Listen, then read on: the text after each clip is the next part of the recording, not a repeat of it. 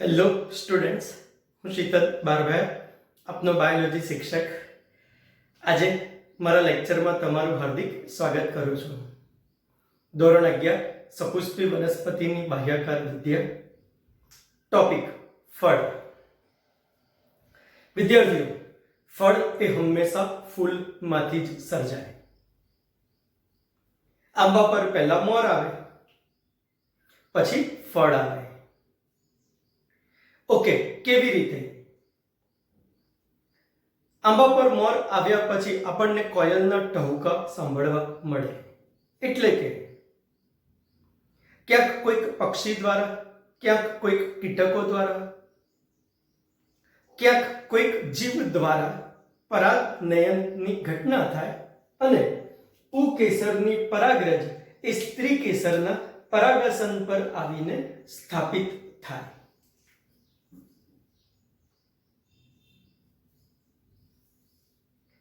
પરાગરજનું પછી અંકુરણ થાય, પરાગ નલિકા સર્જાય.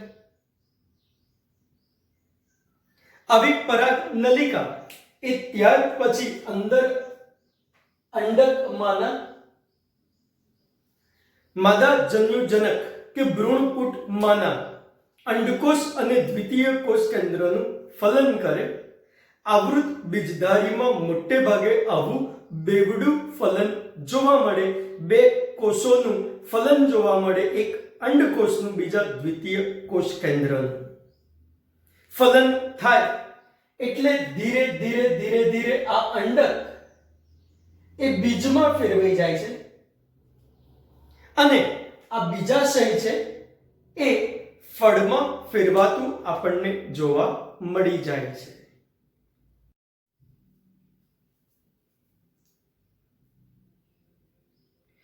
જેવું ફલન થાય એટલે તરત જ વિદ્યાર્થીઓ હવે આ વજ્રપત્રની જરૂર રહેતી નથી. એટલે વજ્રપત્ર ધીરે ધીરે ખરી પડે છે. હવે દલપત્રોની પણ જરૂર રહેતી નથી. એટલે મોટા ભાગના કિસ્સામાં દલપત્ર પણ ખરી પડે છે. પુકેસરની પણ જરૂર રહેતી નથી. એટલે પુકેસર પણ ખરી પડે છે.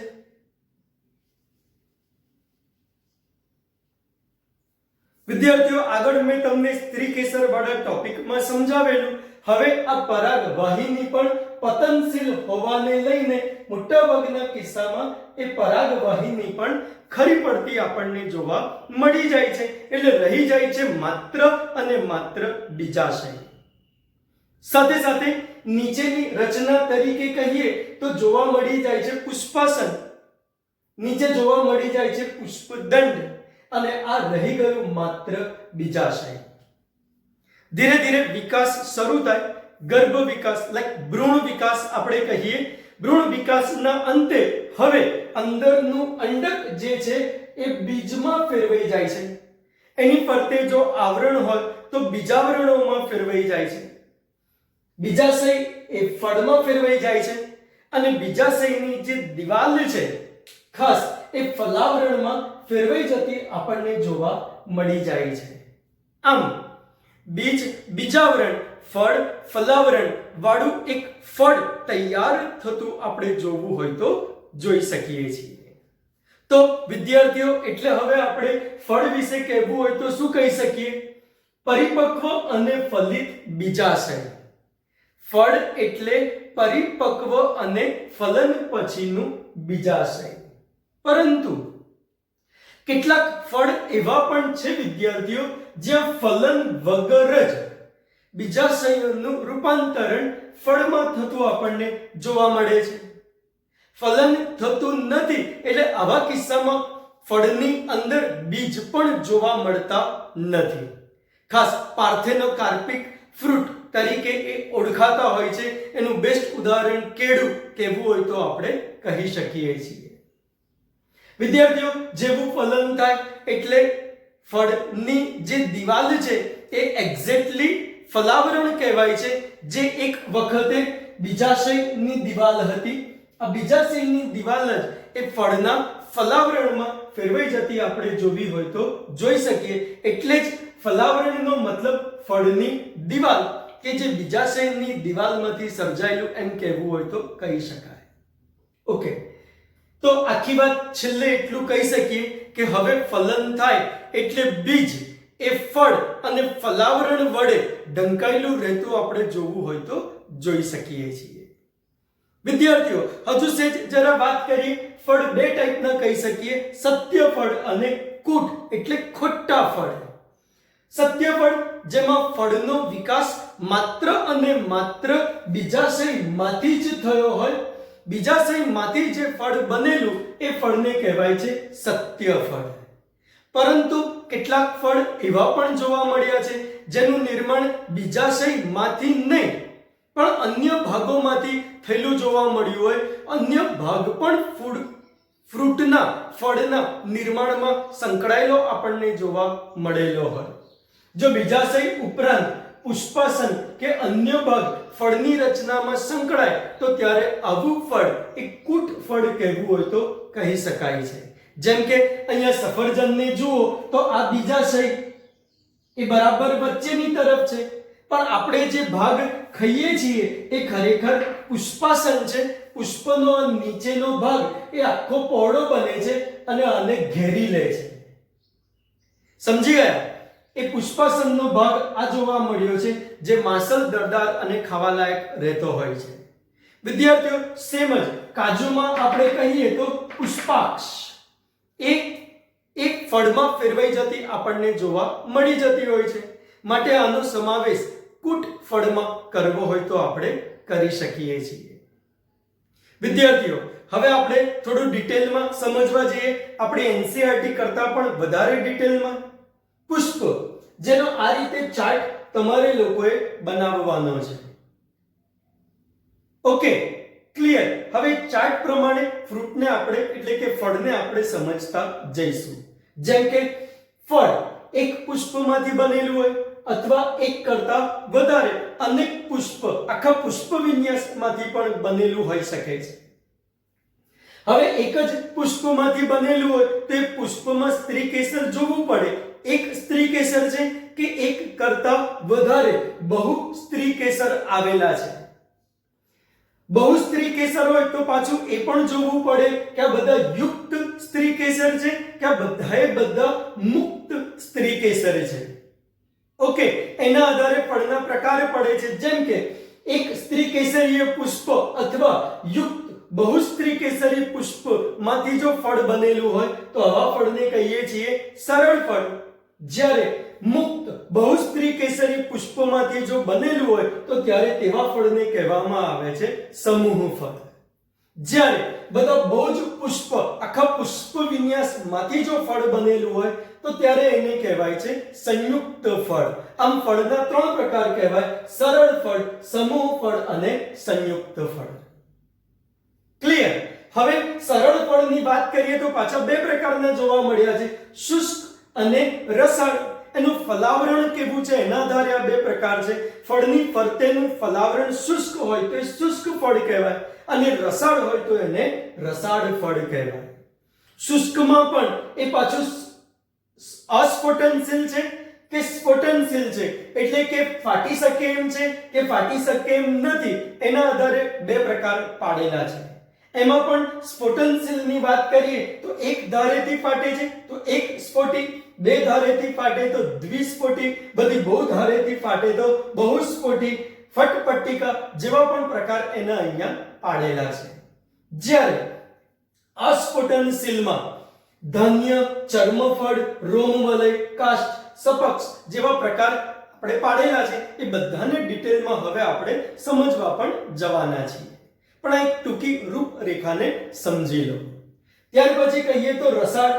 રસાળમાં પાછા અષ્ઠી, બેરી અને સેબિયા એવા પ્રકાર પાડેલા છે.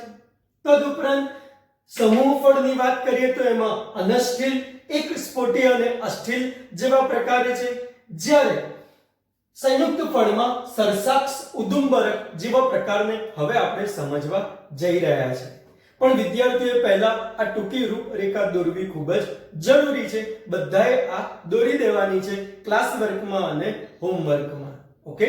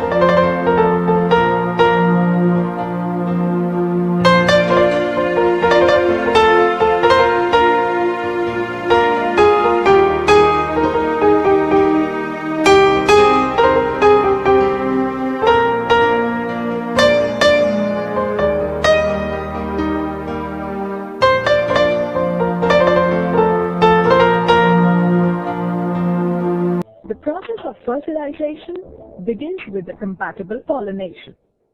Pollen grains from different plants gather on the stigma of the pistil, but the compatible pollen grains that can germinate produce a pollen tube. On reaching the stigma, the pollen grain containing two nuclei germinates to produce the pollen tube. The pollen tube grows down into the style, deriving nutrition from it.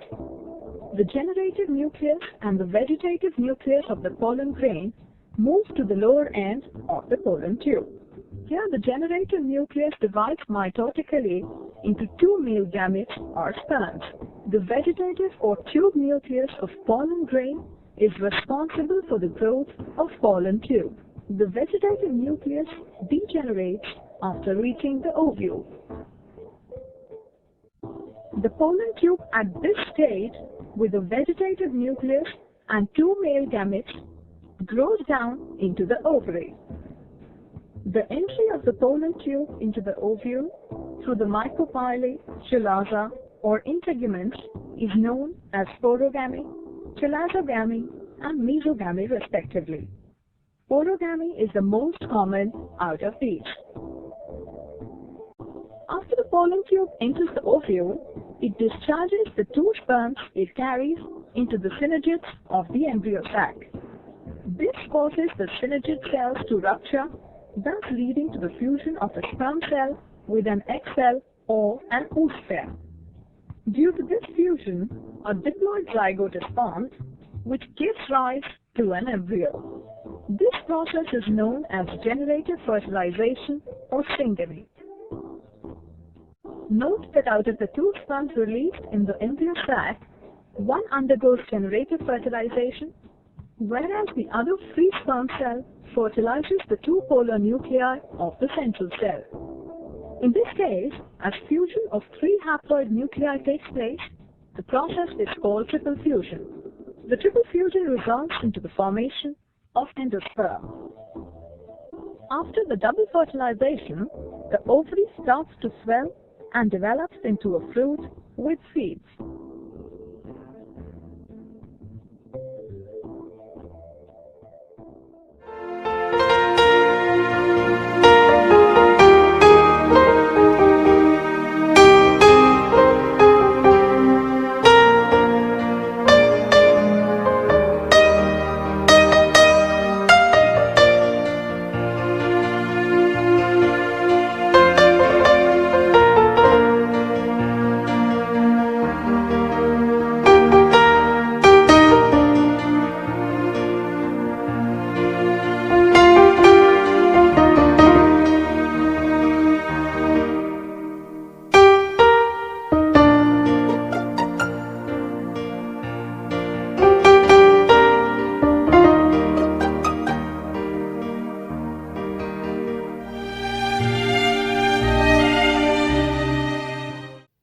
ચલો વિદ્યાર્થીઓ, હવે વાત કરીએ એક પછી એક બધા જ ફળની, જેમાં શરૂઆત કરીએ છીએ સરળ ફળથી.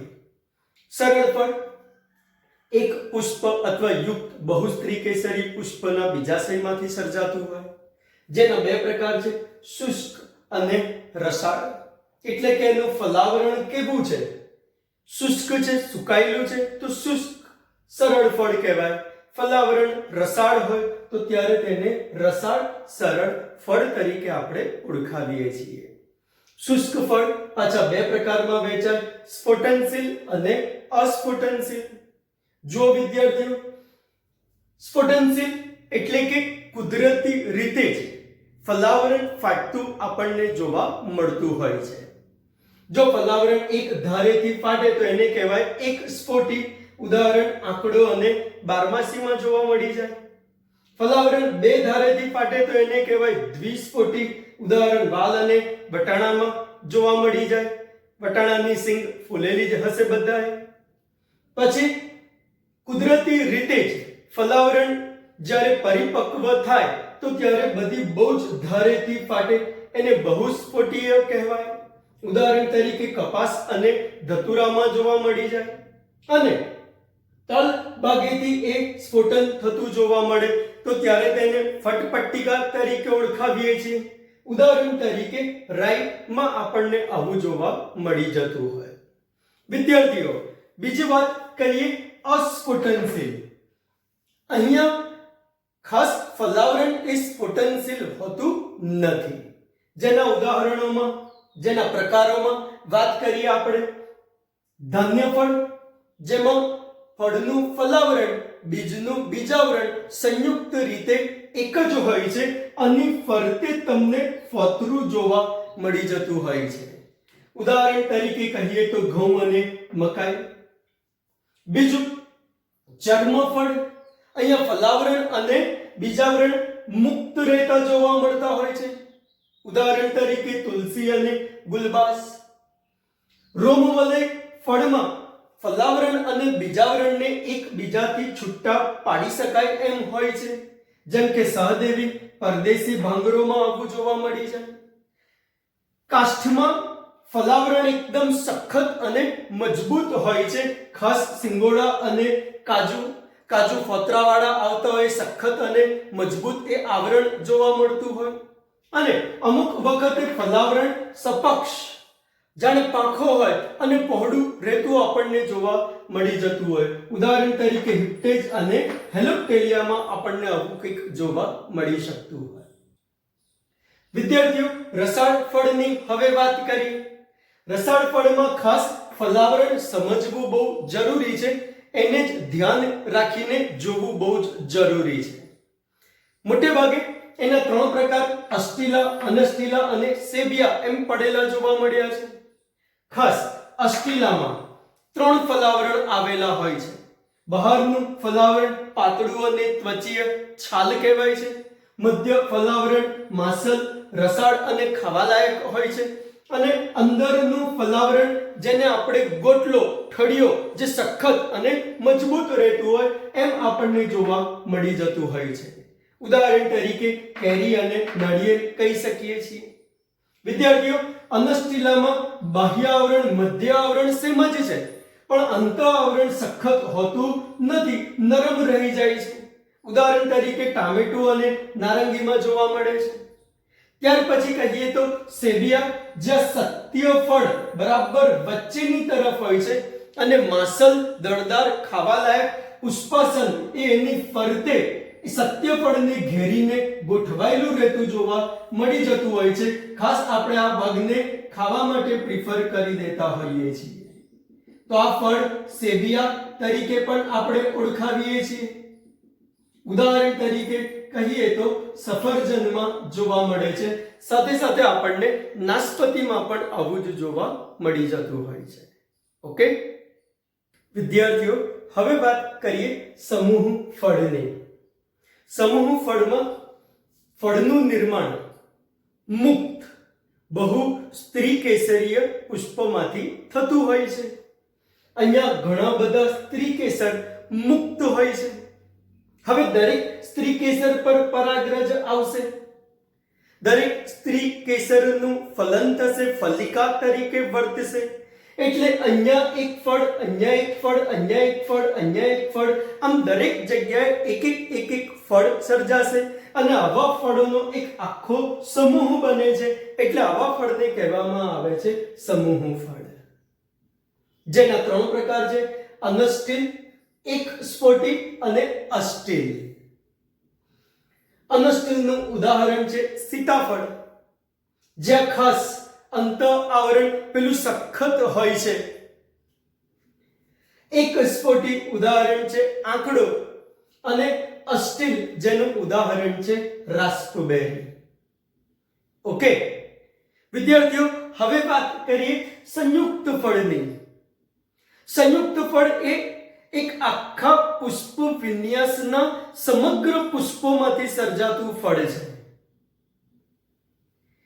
પુષ્પ વિન્યાસ ભણી ગયા આપણે, અલગ અલગ પ્રકારના કલગી, શુકી, નિલંબ શુકી, માસલ શુકી, છત્રક, સ્તબક, એવા જ કોઈ પુષ્પ વિન્યાસના સમગ્ર પુષ્પોમાંથી સર્જાતું ફળ છે, જેના મેં 2 પ્રકાર છે: સરસાક્ષ અને ઉદુંબરક.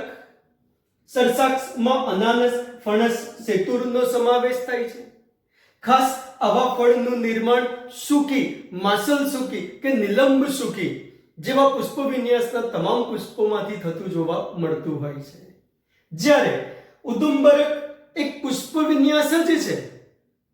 જેમ અલગ અલગ પુષ્પ વિન્યાસ હતા એમ ઉદુંબરક પ્રકારનો એક પુષ્પ વિન્યાસ જ છે, જે સમગ્ર પુષ્પ એકલિંગી હોય છે અને તમામ પુષ્પમાંથી આ સંયુક્ત ફળનું નિર્માણ થાય છે. ઉદાહરણ તરીકે વડનો ટેટો અને અંજીર ત્યાં લેવા હોય તો લઈ શકાય છે.